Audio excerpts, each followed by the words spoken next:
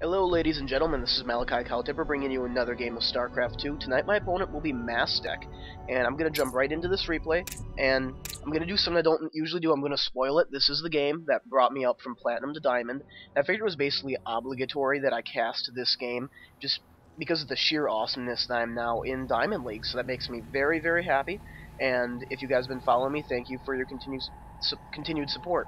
And ZvZ. So when I went into this game, it was actually random. I didn't know who I was going to be facing, but with ZvZ, this is basically the ultimate rock, paper, scissors. I'm going to bring up the income right here to show you kind of what's going on, where your early tech really decides the outcome of these games. They generally don't last more than 15-20 minutes, just because of the vulnerability of Zerg bases. You know, it's not real effective to wall off. It's just hard to, you know, stop any major push from coming into your base without having a proper army to counter it. You know, there's no real deterrence that Zerg have for that kind of stuff aside from spines, which, you know, whatever. But anyway, so if we take a look at what MasDack is doing over here, going straight to 10, and then he's going to be saving up to 200, and he's going to be putting down his pool at 10, popping out another drone, and then he's going to do the extractor trick. Myself, I have the intent right now, depending on where I find him, my overlord is like, bro, it's not over here, and then my worker's going to go over here, and he's going to see his worker come down right through here. So I'm going to find his pool right over here with my worker, and that's actually going to signal me to change my build. As you can see, I'm at 13, and I had hoped that I was going to be fighting a Protoss and be cross position so I could fast expand, because I just love doing that. But there goes my pool, just adjusting the play a little bit, because I could have tried to go for a fast expand, but that pool would have been out so early, I would have been so vulnerable to Lang harass, it just would not have been worth it.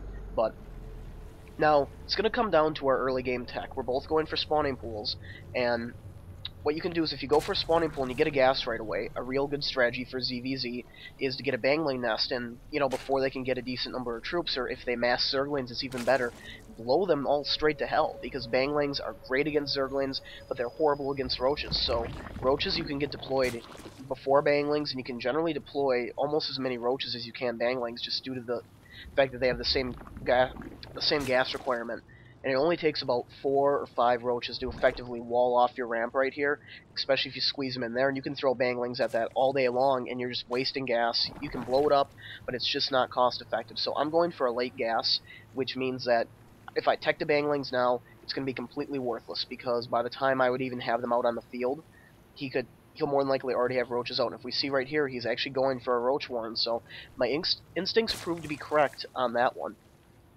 Got his first 2 sets of Zerglings coming out over here, and I've actually got 4 sets of Zerglings out. And if we take a look at the production right now,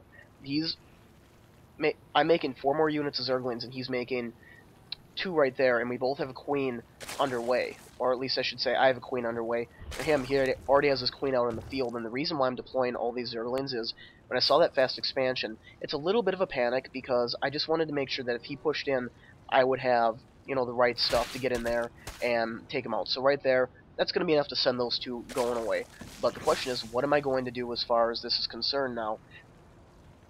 I've got 2 more units worth of Zerglings coming out, and he's got 4 Roaches. So I'm actually going to send this 1 Zergling out, and I'm going to scout out his base so I can kind of decide what my next tech is going to be, because I'm sitting on a lot of minerals, and it's really tough to spend all the minerals that you're going to get.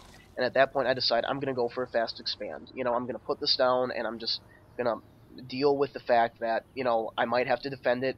It's going to be attacked.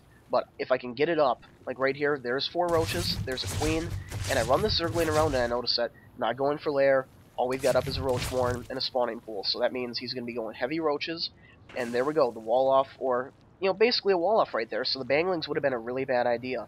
But 4 Roaches and 4 Zerglings coming out. I've got, let's see if we take a look at the income, 10 more units worth of Zerglings. Speed is on its way, but it's not going to be there in time for this battle, but this will be enough Zerglings to easily push back, you know, these Roaches and these Lings. And the thing with your Zerglings is you got to get a surround on the Roaches, force them into melee combat so they can't acid the hell out of your Zerglings. So I'm going to run them right through here, attack, and there we go. They're all engaged in melee, and these Roaches are easily going to go down. Not really even a fair fight when it comes to that, because you can't micro the Zerglings, and now that they have their speed, it'd be hopeless to try to do that anyway. So, he's got his hatchery going down right now, and mine is almost finished, so fairly equal playing field, aside from that I've got a lot of Zerglings out on the field, and he's just doesn't have too many out there.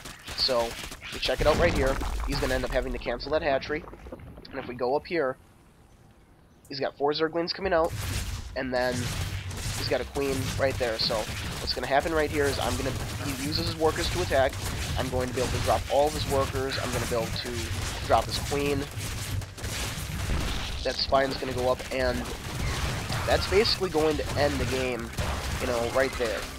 You know, effectively speaking, he did manage to pull out some Zerglings, but realistically looking at this, he has no economy to speak of right now. I've got 10 more units worth of Zerglings coming out, and, you know, he's just not going to be able to hold that back because I've already got more Zerglings in reserve. So right here, Speedling's just so effective against the normal Zerglings because they get into position so much faster than the other guys do. They just wipe the floor with them and bring it in. And he's GGing right there, and he's just probably a little frustrated because, and I understand that ZvZ is like this where, you know, all I did was mass Zerglings off of one base for the most part, and it wins me the game in, you know, about 8 minutes, and there's nothing you can really do about that, you know, without having roaches to wall this off and stop my Zerglings. But the expansion was left vulnerable, and his push wasn't quite powerful enough to take down my expansion. I mean, that's just how ZvZ plays out, so I can understand why a lot of people don't like it, but it's also just kind of a little bit of an adrenaline rush.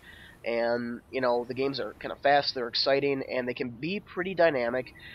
You know, if they can get to the later games, it's just unfortunate that most games have to end early like this, because I really like the ZvZ play. But anyway, I felt it was important that I bring this game out just because it was the game that brought me up to Diamond League, so I'm pretty happy about it. And just a short, nice little game, kind of a change from the 30-minute videos I've been bringing you guys. Anyway, thank you very much for watching. This is Malikicowtipper signing out.